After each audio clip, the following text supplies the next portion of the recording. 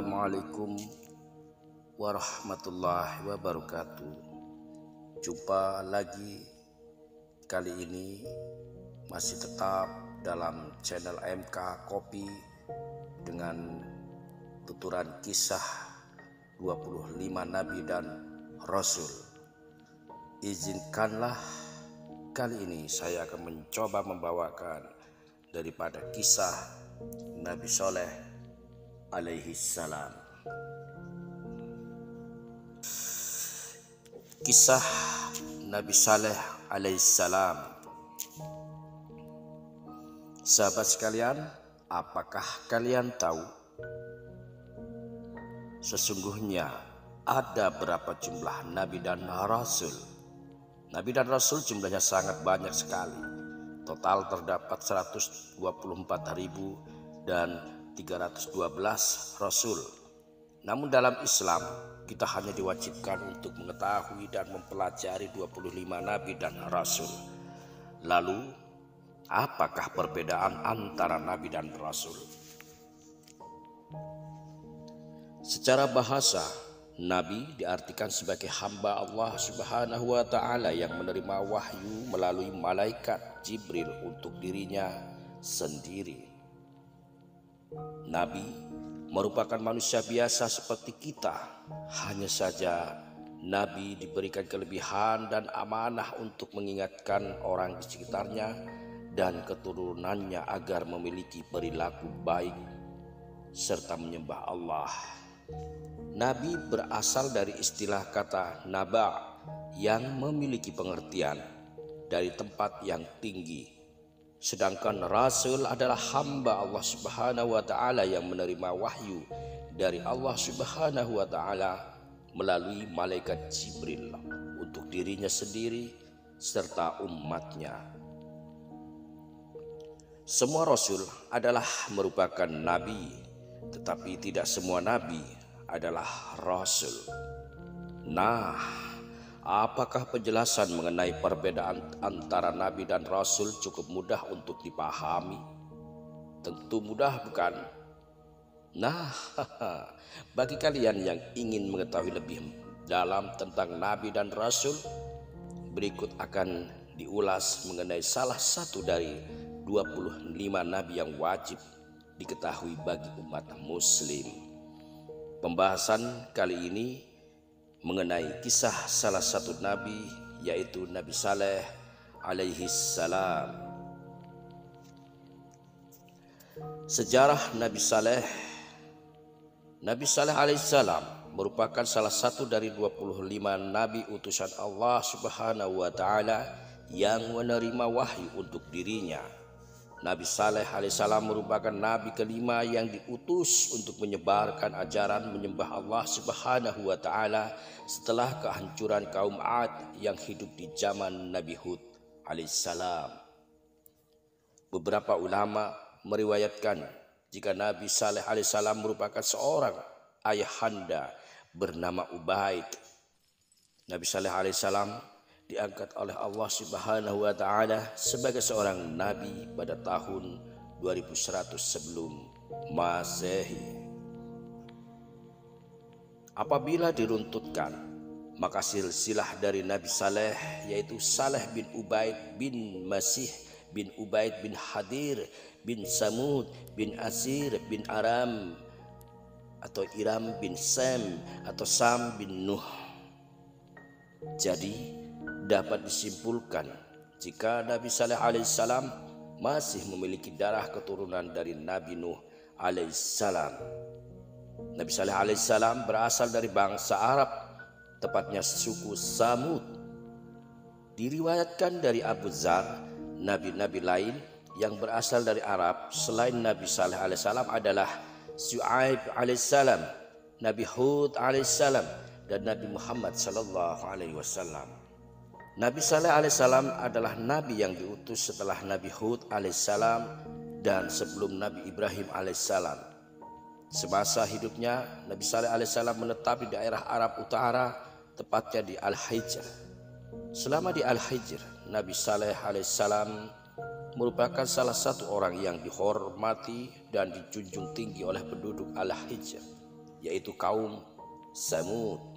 Kaum Samud sangat pandai dalam hal memahat batu, terutama batu-batu pegunungan. Hal tersebut dikarenakan daerah Hadramaut yang merupakan tempat tinggal kaum Samud adalah pegunungan. Sesuai dengan firman Allah Subhanahu wa taala dalam Al-Qur'an surat Al-Fajr ayat 9. Dan terhadap kaum Samud yang memotong batu-batu besar di lembah. Quran surat Al-Fajr ayat 9. Perjalanan dakwah Nabi Saleh alaihissalam. Kaum Samud yang menjadi target dakwah dari Nabi Saleh alaihissalam adalah kaum yang menyambung hidup mereka melalui bercocok tanam, arsitektur, dan berternak. Kemampuan yang dimiliki kaum Samud di bidang arsitektur sangatlah mengagumkan. Mereka memahat bukit berbatu yang banyak ditemukan di Al-Hijr menjadi bangunan indah nan megah. Sedangkan pada hamparan tanah yang datar, mereka membangun istana-istana. Bukit-bukit batu yang dipahat oleh kaum Samud membentuk bangunan-bangunan rumah yang mereka tinggali dengan gaya khas peninggalan Yunani dan Romawi kuno. Kaum Samud yang ingkar kepada Nabi Saleh alaihi salam. Pada saat itu diketahui kaum Samud menyembah berhala sesuai yang dilakukan secara turun-temurun oleh nenek moyang mereka. Awalnya kaum Samud sangat menghormati Nabi Saleh alaihi salam karena mereka menaruh harapan pada beliau untuk meneruskan tradisi kaum Samud, yaitu menyembah berhala. Namun ketika Nabi Saleh alaihissalam mulai menyampaikan ajakan menyembah Allah Subhanahu wa taala dan bertakwa kepadanya, maka kaum Samud menjadi kecewa dan murka. Mereka mulai memusuhi Nabi Saleh alaihissalam karena beliau meminta untuk meninggalkan sesembahan berhala yang sudah menjadi bagian dari tradisi mereka secara turun-temurun. Selain memiliki kebiasaan menyembah berhala, tabiat lainnya yang dimiliki oleh kaum Samud adalah angkuh dan sombong. Mereka seringkali meremehkan dan memandang rendah kaum lainnya. Bahkan dalam kesehariannya, mereka selalu berbuat maksiat seperti berzina dan mabuk-mabukan. Gaya hidup kaum Samud tersebut telah menyimpang jauh dari ajaran Allah Subhanahu wa taala. Oleh karena alasan tersebut, Allah Subhanahu wa taala mengangkat Saleh menjadi nabi dan ditugaskan untuk berdakwah kepada kaum Samud seperti yang difirmankan oleh Allah Subhanahu wa taala dalam Al-Qur'an surat Al-A'raf ayat 73 yang artinya, dan kepada kaum Samud kami utus saudara mereka Saleh. Dia berkata, wahai kaumku, sembahlah Allah, tidak ada Tuhan sembahan bagimu selain Dia. Sesungguhnya telah datang kepadamu bukti yang nyata dari Tuhanmu. Ini seekor unta betina dari Allah sebagai tanda untukmu. Biarkanlah ia makan di bumi Allah, janganlah disakiti. Nanti akibatnya kamu akan mendapatkan siksaan yang pedih. Quran surat Al-A'raf ayat 73. Ketika Nabi Saleh alaihissalam menyeru kepada kaum Samud tentang ajaran tauhid untuk menyembah Allah Subhanahu wa taala semata, maka kaum Samud terbelah menjadi dua kelompok yang saling bertentangan. Kelompok pertama yaitu yang mengikuti Nabi Saleh alaihissalam dipimpin oleh Junda bin Amru bin Mahdab bin Lubaid bin Jawas. Junda bin Amru adalah salah satu tokoh pemuka di kaum Samud.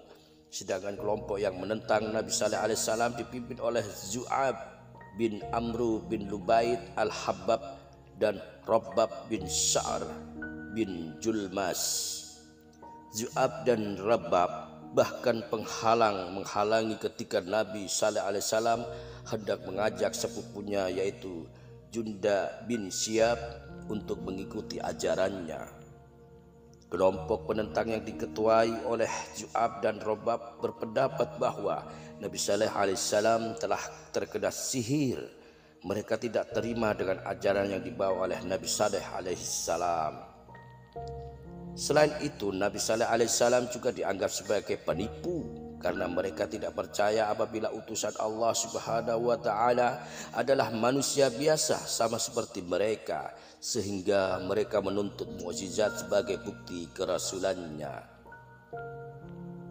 Mukjizat Nabi Saleh, unta betina yang keluar dari batu sebagai salah satu mukjizat Nabi Saleh alaihissalam.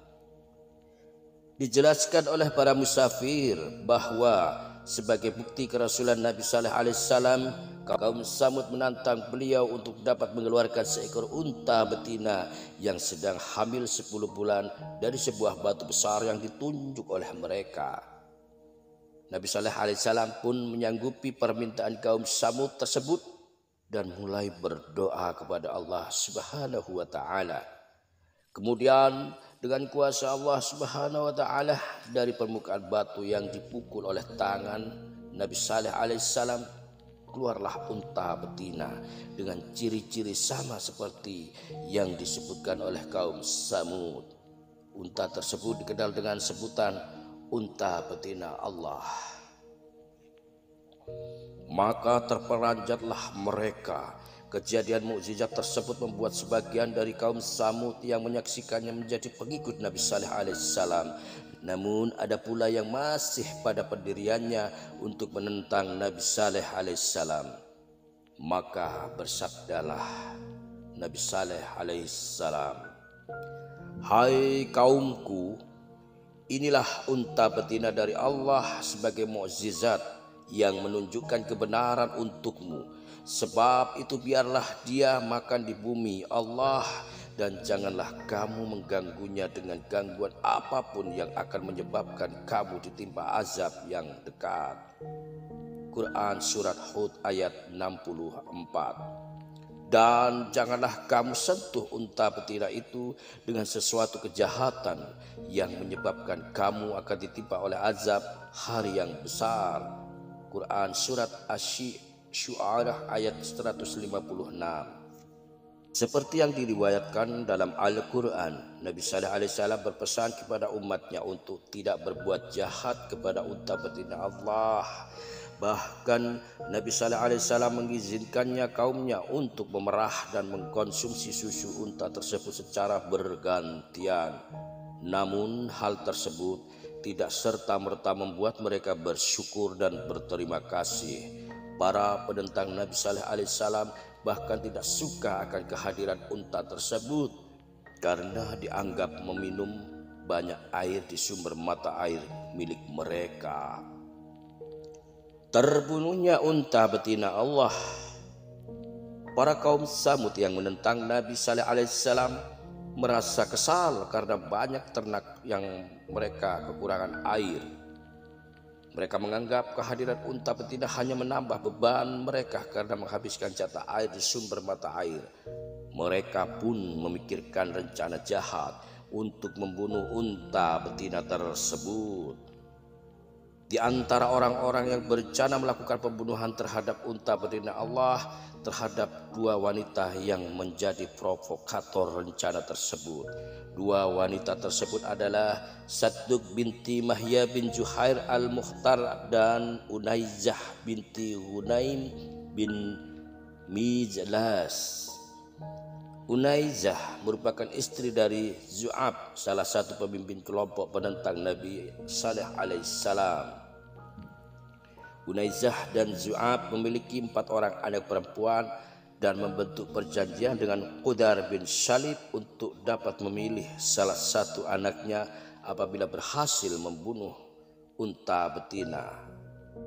Sadduk pun melakukan hal yang sama, yaitu menawarkan dirinya sendiri pada Misra bin Mahraj bin Mahya apabila Misra mampu membunuh unta tersebut. Qudar dan Misra yang tergiur dengan tawaran wanita tersebut pun bertekad penuh untuk membunuh unta betina dengan mengajak 7 pemuda yang lain. Mereka mengawasi ketika unta betina sedang minum air di mata air. Lalu secara kilat memanah betis unta tersebut sembari menikam bagian perut unta dengan menggunakan pedang. Dengan begitu terbunuhlah unta betina Allah yang merupakan mukjizat Nabi Saleh alaihissalam. Azab yang mendatangi kaum Samud yang ingkar dan keji. Nabi Saleh alaihissalam sangat sedih ketika mendapatkan bahwa unta betina Allah telah dibunuh oleh kelompok penentangnya. Nabi Saleh alaihissalam pun segera mengingatkan para pembunuh unta agar segera bertaubat atau azab yang pedih akan datang. Namun mereka justru meremehkan peringatan dari Nabi Saleh alaihissalam, bahkan menantang azab agar segera diturunkan. Maka Nabi Saleh alaihissalam pun berpesan kepada mereka untuk bersukaria selama 3 hari sebelum datangnya azab. Seperti yang diriwayatkan dalam Al-Quran surat Hud ayat 65. Maka mereka menyembelih unta itu. Kemudian dia, Saleh, berkata, "Bersukarialah kamu semua di rumahmu selama 3 hari. Itu adalah janji yang tidak dapat didustakan." Quran surat Hud ayat 65. Perbuatan mereka membunuh unta tersebut adalah sesuatu pelanggaran terhadap larangan Nabi Saleh alaihissalam. Oleh sebab itu Allah Subhanahu wa taala menjatuhkan kepada mereka hukuman, yaitu membatasi hidup mereka hanya dalam tempo 3 hari. Maka sebagian ejekan mereka disuruh bersukaria selama 3 hari itu. Pada hari pertama sebelum datangnya azab yang menewaskan pembunuh unta dan para kaum Samud yang ingkar, wajah mereka berubah menjadi kuning. Pada hari kedua, wajah mereka menjadi merah. Dan pada hari ketiga, wajah mereka menjadi berwarna hitam. Diriwayatkan oleh Ibnu Katsir, pada hari keempat setelah matahari terbit, maka datanglah azab Allah Subhanahu wa taala yang dahsyat kepada kaum Samud yang ingkar. Azab yang diterima oleh mereka adalah terdengarnya suara keras dari langit dan terjadilah gempa bumi yang dahsyat sekali. Para pembunuh unta dan kelompok penentang Nabi Saleh alaihissalam pun mati bergelimpangan di rumah mereka masing-masing. Diceritakan bahwa tidak ada satupun kelompok penentang Nabi Saleh alaihissalam yang selamat kecuali Kalbah binti As-Salab. Kalbah adalah seorang budak perempuan yang pada saat azab terjadi melarikan diri ke arah perkampungan Arab, lalu menceritakan kejadian azab tersebut kepada penduduk di sana. Kalbah diberi minum oleh salah satu warga perkampungan tersebut. Namun setelah minum, Kalbah langsung tewas seketika. Begitulah azab Allah Subhanahu wa taala. Sedangkan Nabi Saleh alaihissalam dan para pengikutnya yang beriman kepada Allah Subhanahu wa taala selamat dari kejadian tersebut. Meskipun tidak diceritakan dalam Al-Quran mengenai kehidupan Nabi Saleh alaihissalam dan pengikutnya setelah kejadian yang menimpa kaum Samud, namun terdapat sumber yang mengatakan bahwa mereka berpindah ke daerah Ramlah di kawasan Palestina. Ayat dalam Al-Quran yang berkisah mengenai Nabi Saleh alaihissalam. Kisah perjalanan Nabi Saleh alaihissalam dalam berdakwah tercantum dan diabadikan dalam beberapa surat Al-Quran. Di antaranya Al-Quran surat Asy-Syams ayat 11 sampai 15 yang berbunyi, "Kaum Samud telah mendustakan Rasulnya karena mereka melampaui batas." Quran surat Asy-Syams ayat 11. Ketika bangkit orang yang paling celaka di antara mereka, Quran surat As-Syam ayat 12. Lalu Rasul Allah Saleh berkata kepada mereka, biarkanlah unta betina Allah dan meminumnya. Quran surat As-Syam ayat 13. Lalu mereka mendustakannya dan menyembelih unta itu, maka Tuhan mereka membinasakan mereka disebabkan dosa mereka. Lalu Allah menyamaratakan mereka dengan tanah. Quran surat As-Syam ayat 14. Dan Allah tidak takut terhadap akibat tindakannya itu. Quran surat As-Syam ayat 15. 2. Al-Quran surat Hud ayat 61 hingga 68 yang berbunyi, dan kepada kaum Samud kami utus saudara mereka Saleh. Dia berkata, wahai kaumku, sembahlah Allah, tidak ada Tuhan bagimu selain Dia. Dia telah menciptakanmu dari bumi, tanah, dan menjadikanmu pemakmurnya. Karena itu mohonlah ampunan kepadanya. Sesungguhnya Tuhanku sangat dekat rahmatnya dan memperkenankan doa hambanya. Quran surat Hud ayat 61. Mereka kaum Samud berkata, wahai Saleh, sungguh engkau sebelum ini berada di tengah-tengah kami, merupakan orang yang diharapkan. Mengapa engkau melarang kami menyembah apa yang disembah oleh nenek moyang kami? Sungguh kami benar-benar dalam keraguan dan kegelisahan terhadap apa agama yang engkau serukan kepada kami. Quran surat Hud ayat 62. Dia Saleh berkata, wahai kaumku, terangkanlah kepadaku jika aku mempunyai bukti yang nyata dari Tuhanku dan diberinya aku rahmat kenabian darinya, maka siapa yang akan menolongku dari azab Allah jika aku mendurhakainya? Maka kamu hanya akan menambah kerugian kepadaku. Quran surat Hud ayat 63. Dan wahai kaumku, inilah unta betina dari Allah sebagai mukjizat untukmu. Sebab itu biarkanlah dia makan di bumi Allah dan janganlah kamu mengganggunya dengan gangguan apapun yang akan menyebabkan kamu segera ditimpa azab. Quran surat Hud ayat 64. Maka mereka menyembelih unta itu. Kemudian Saleh berkata, bersukarialah kamu di semua rumahmu selama 3 hari. Itu adalah janji yang tidak dapat didustakan. Quran surat Hud ayat 65.